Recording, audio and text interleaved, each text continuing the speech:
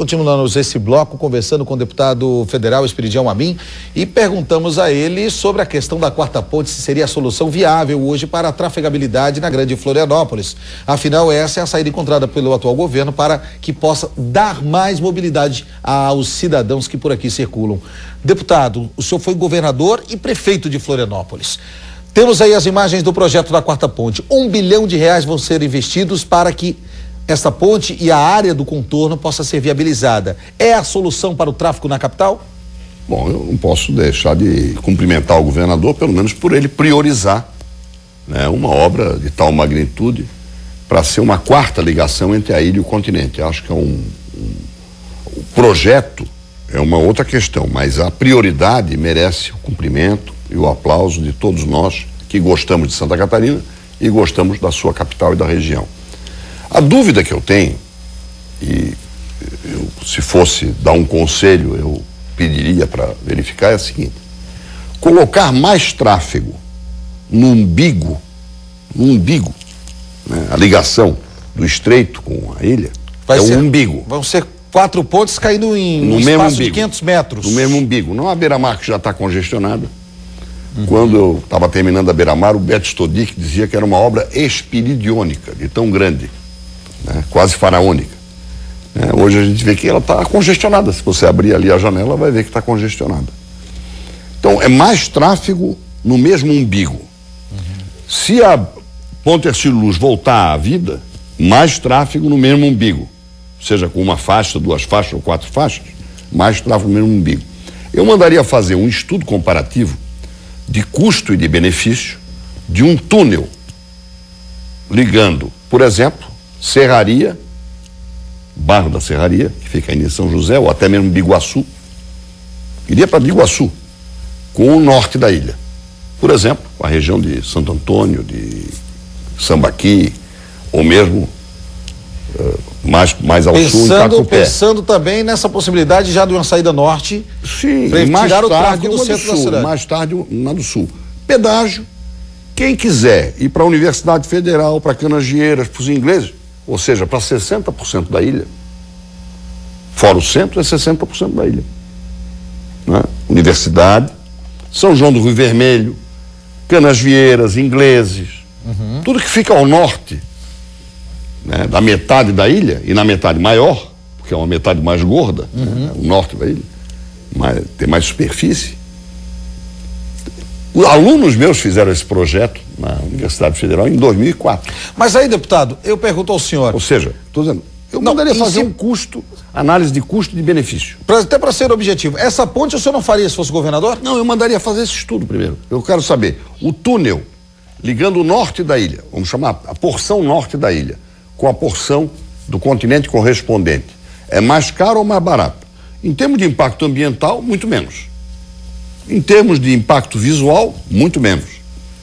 Em termos de desconcentração do trânsito, muito mais. Então, eu acho que eu faria essa análise.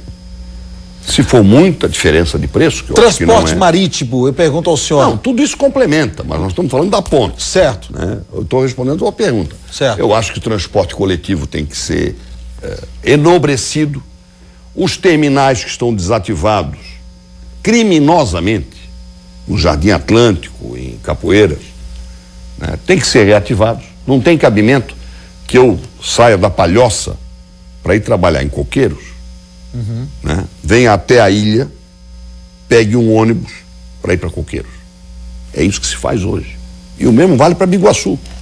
Quer dizer, os terminais de integração do continente tinham essa função. Em Porto Alegre, né, conseguiram financiamento do BID para construir 4 gates.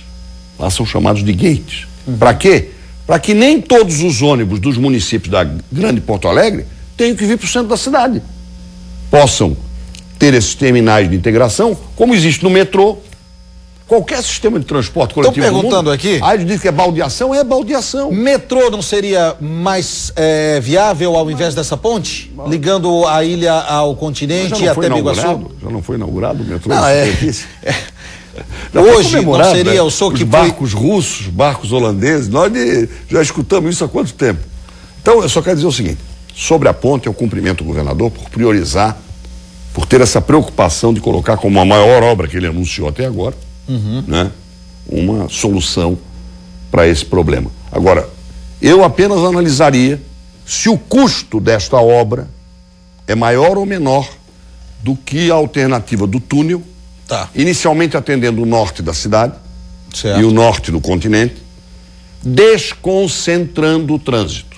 O senhor fala esse túnel saindo de Santo Antônio até o Estreito? Não, até o Estreito não, até a Serraria. O túnel por toda a extensão da Bahia Norte? 2 quilômetros de túnel.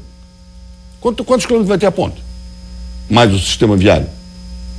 2 quilômetros de túnel, qual é o problema? A declividade vai ser bem suave, você pode botar transporte de massa.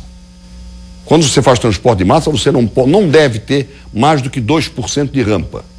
É a solução para Itajaí. E aí, olha bem, Itajaí Navegante vai fazer ponte ou vai fazer túnel? Vai fazer túnel. Impacto ambiental é menor, o EIA-RIMA é menor. Isso se estuda no mundo inteiro. Olha, uma ponte ligando a Dinamarca, para quem gosta de trabalhar no Google, procura a ponte que liga a Suécia à Dinamarca. A ligação tem 14 quilômetros, 7 quilômetros de ponte e 7 quilômetros de túnel.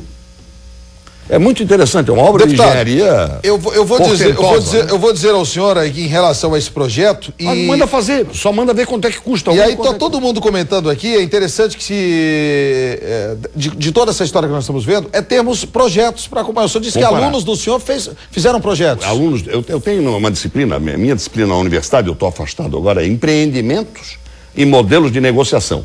Eu tinha 4 alunos de engenharia. Aí eu compus os 4 com 2 de administração, 2 e 2, e eles fizeram esse projeto em 2004, véspera da aprovação da lei da parceria público-privada. Você vê que eles estavam bem na frente. Então, o projeto era muito mais ambicioso, vinha de Biguaçu, já passava de Serraria, ligava com Sambaqui e cobrava pedágio, com transporte coletivo, inclusive no túnel.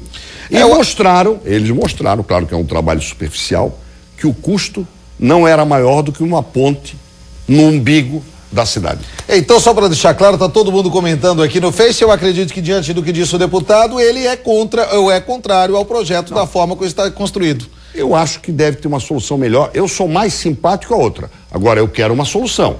Seja com ponte, seja com túnel. Nós vamos continuar esse assunto aqui, o pessoal está avisando ali por causa do tempo. Deputado, eu quero agradecer a presença do senhor aqui. Você vai me dar uma chance de voltar aqui, né? Com toda certeza, com um especialista em mobilidade urbana para discutir esse assunto. Nós vamos ter agora a abertura dos Jogos Abertos. Eu não posso deixar de dizer o seguinte, não tem cabimento que hoje em Criciúma se faça a abertura dos Jogos Abertos e ninguém cobre a execução da duplicação da BR-101 no trecho sul, né? Então eu quero homenagear Criciúma pelos Jogos Abertos, mas quero dizer que eu sou solidário com o movimento. Vamos duplicar a pressão para poder duplicar a 101. Deputado Esperidião Amin, conosco aqui nos estúdios da Record News, na Rádio Record AM e na internet.